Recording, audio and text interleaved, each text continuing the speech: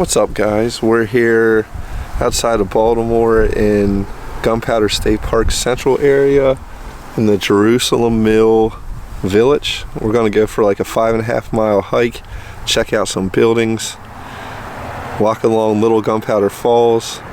So let's get started and see what it's like.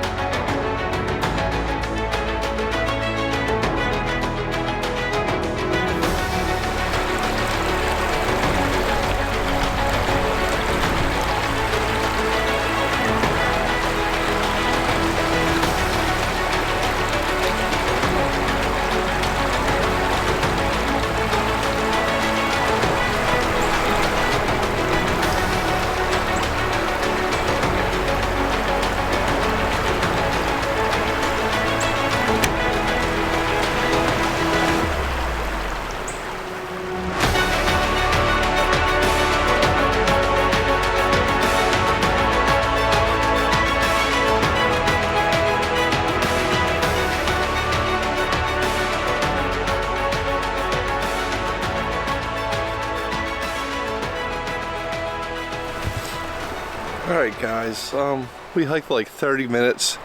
Just been following the gunpowder for a little bit. We're leaving the stream. The river's down there. Like, right down there's the river. So just working our way up. Going back up over here. Leaving the river. I don't know if we go back, but the trail's been easy. It's the first uphills we had. But alright, let's continue on down the trail and see what's going on.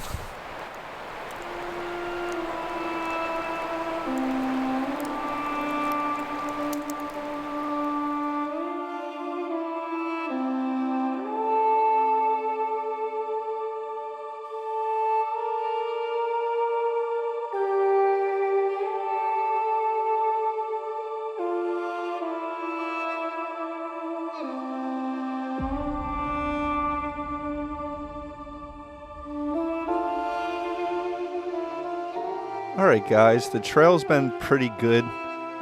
It's getting a little hilly and I seen this little outcrop, so I wanted to climb up it, get a little different vantage point of the valley and the gunpowder.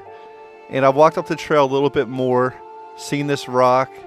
There's sort of like this creek, this spring coming down, and I want to see if there's any little waterfalls, and yeah, there's some cool little ones, so let's go check that out. There's some ice. The ice looks cool with the little waterfalls, so let's look at these real fast.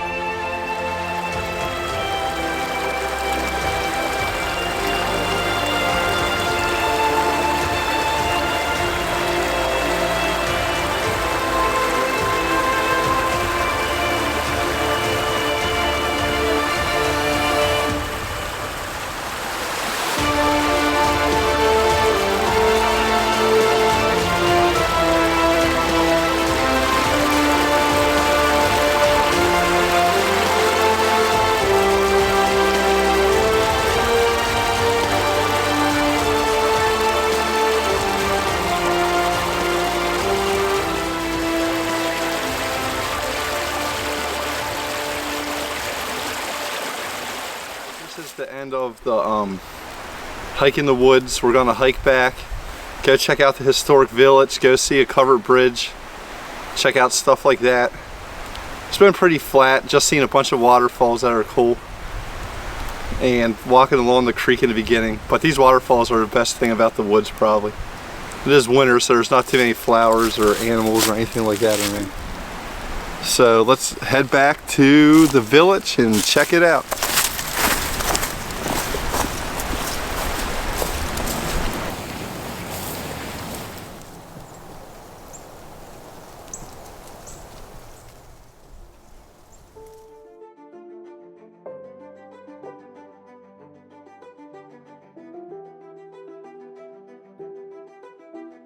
Alright guys, here we are looking at the Jerusalem mansion.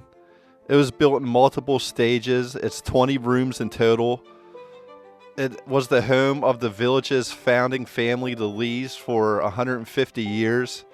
And the last person to live in it before the state bought it over was the first female doctor in the area, Dr. Phyllis Pullen. So yeah, it's pretty cool. But let's check out one of the other historic sites in this village. And the next place is the post office. The wooden part was the original post office, and then the stone part was built later as a tenant house for the farm. So this is the post office, and let's move on to the general store.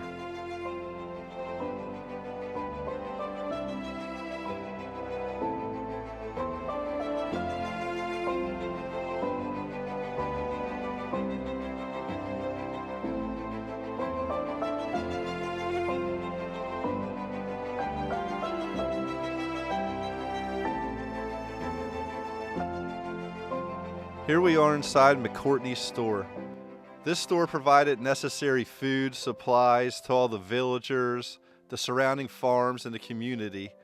It was raided by the Confederate Cavalry Unit led by Major Harry Gilmore during the Civil War. Today it's set up how you see it was in about 1930 when it was owned by the last storekeeper. And even now, you could go, they have a spot that you could buy decorations and like wooden boxes that they make in the living village here. And if you come here on Sunday, all these people will be here, like the carpenter, the blacksmith. You can see how they do it and what's going on. And you could buy like little candy, like honey lollipops, stuff like that, magnets. I mean, it's owned by the state. They might sublease, but it's on state property. It's all historic sites. But yeah, this place is cool. So let's venture over to the next site and see what's going on there. Here we are at the blacksmith. It was mainly used to make all iron parts for the mill, hardware, steel hoops, horseshoes, like anything metal that like the village needed, they were making it here. And even now, like the carpentry building, the guy makes boxes and stuff, and these guys make the nails and everything that goes into it, and all like the stuff in the gift shop. And here's a couple relics that they made back in 1913. So they're pretty cool. That's the stuff that was made here back then. But alright guys, let's move on to the next place. Here I am standing in front of Lee's Mill. It currently is the headquarters, the visitor center of the state park. There's a little museum in it. But this is one of the most intact mill villages in the U.S. I mean, it's all coal restored. But this produced what was known as white silk flour and was sold around the world and in the U.S. for about 200 years. And it was like very sought after flour. But yeah, this is what the mill would have looked like. Pretty cool. Let's go see what's cooking in the next house. Alright, here we are at this cool little house. The Miller's House, according to the National Register, this building was used to make gun stocks for the local militia during the Revolution. It later served as a cooper's shop, then became a tenant's house. And now they demonstrate in it what life was like in the 1700s and early 1800s. And right here, they're dressed to period, cooking on a fire like they would have back then. In the pot closest to us on the floor, she's making this cinnamon nutmeg fruit cake, and she has chicken corn chowder and something else cooking. It was making me real hungry. And the carpenter's wife is back there knitting. I didn't film much in the carpenter house just because the guy was talking to me and I was the only person in there. I didn't want to feel weird. And here we are at the Jericho Covered Bridge. It was built in 1865. It was the last covered bridge built in Baltimore and Hartford County, and it's only 3 in operation in Maryland. But it was cool. It was built in 1865 to connect 2 towns so they could take surplus and supplies and stuff like that to each other. All right, that's going to do it, guys. Thanks for coming with me on this hike. Make sure to watch my other videos. Have a good day. Thanks for watching. See you guys on the next one.